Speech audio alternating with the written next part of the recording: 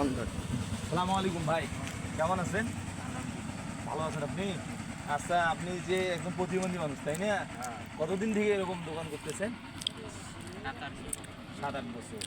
তা আপনি যখন এই দোকানটা করছিলেন তখন আপনার কি মানে দোকানে মাল তুলতে কীরকম খরচ হয়েছে? 20,000 টাকা। তা আপনার দোকান তো অনেক সুন্দর হয়েছে আলহামদুলিল্লাহ, মাশাআল্লাহ। তারপর ছোটো মানুষের বাচ্চারও মাল সামানা তুলছেন, তা অনেক সুন্দর মাল। বেচা কিনে কীরকম হয় আপনার? মানে প্রতিদিন এরকম বেচা কেনা? যাও আলহামদুলিল্লাহ ভালো। তা আপনি একজন প্রতিবন্ধী মানুষ, তারপর এত সুন্দর দোকান তুলছেন, আবার বিক্রি করাচ্ছেও আপনি একটা গাড়ি সিস্টেম করছেন। মানুষ চাইলেই কিন্তু আপনাকে অনেক কিছু দিতে পারত। যে প্রতিবন্ধী মানুষ হিসেবে একটা গাড়ি নিয়ে মাল সামানা তুলছেন, আপনার ব্যবসাও চলছে হালাল, এটা সঠিক না? তা আমি অনেক খুশি হলাম। তা আপনার এই মোজা কত করি, ছোটো মানুষের মোজাগুলা?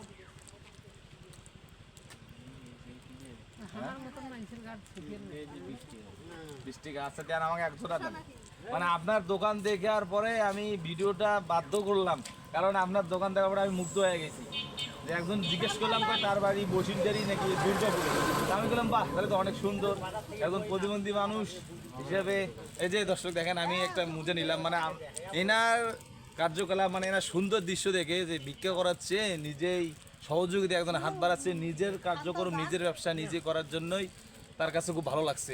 তিনি এই কষ্টই হোক যতটুকুই হোক পরিশ্রম করে দোকানটা করছেন। তার বেচা কিনা হয় দিন 2500, 2000, 3000, তা আলহামদুলিল্লাহ হালাল রোজগার। তা ভিক্ষা করাচ্ছে, এটা করা ভালো না যে আমি একটা নিলাম? আর যাদের যাদের প্রয়োজন হয়, ভাইয়ের বাসায় আমাদের দুর্গাপুরেই, হয়তো বা কেউ এখনও প্রচার করে নাই, মগলাটেই, কিন্তু আমি সর্বপ্রথম।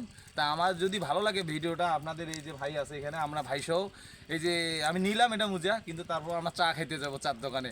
ভাইকে অনেক খুব ভালো লাগছে আমার দেখা। তা ঠিক আছে, আমার ক্যামেরাম্যান হিসেবে আছে ফিরোজ, তিনি অনেক সুন্দর ক্যামেরা করতেছেন। সবাই দেখেন ভাই কত খুশি। আমার এই দুইটা মোজার দাম, একটা হলো 45, এটা হলো 20। আমি 100 টাকার নোট দিছি।